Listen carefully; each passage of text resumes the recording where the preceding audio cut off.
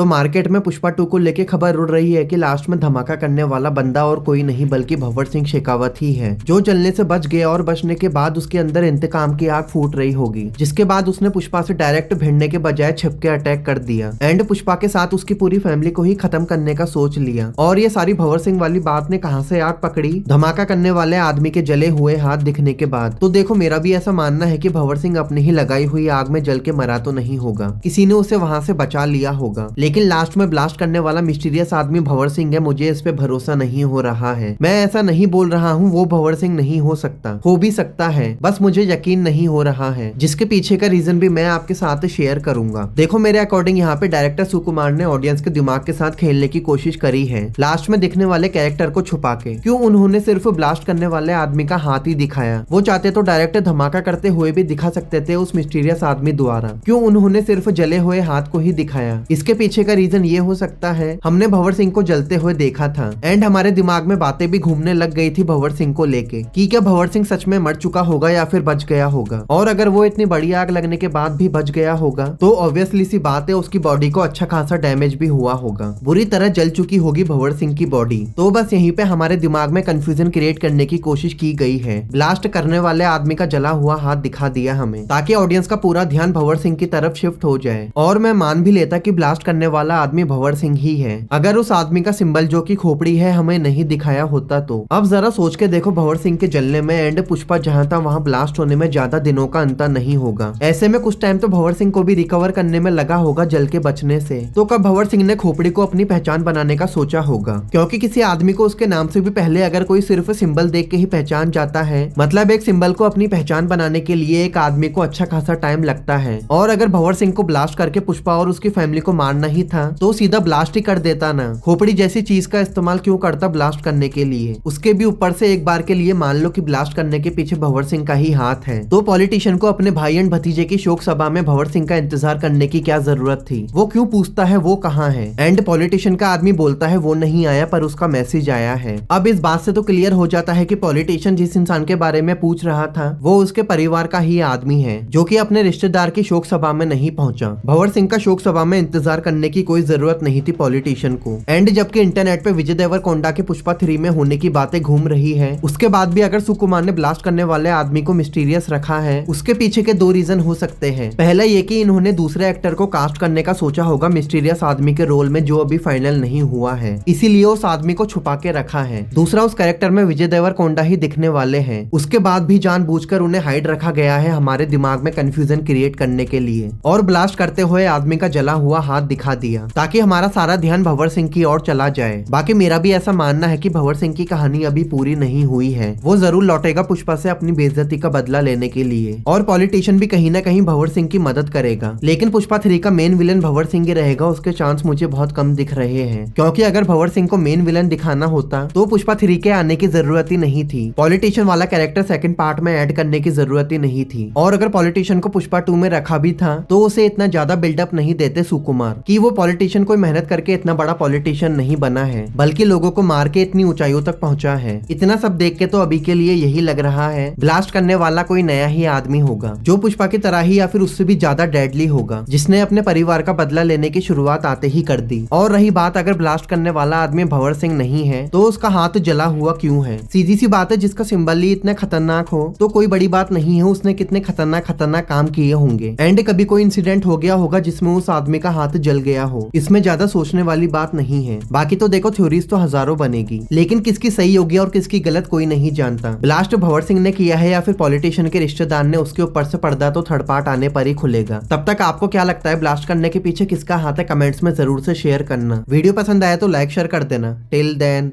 Take care, bye.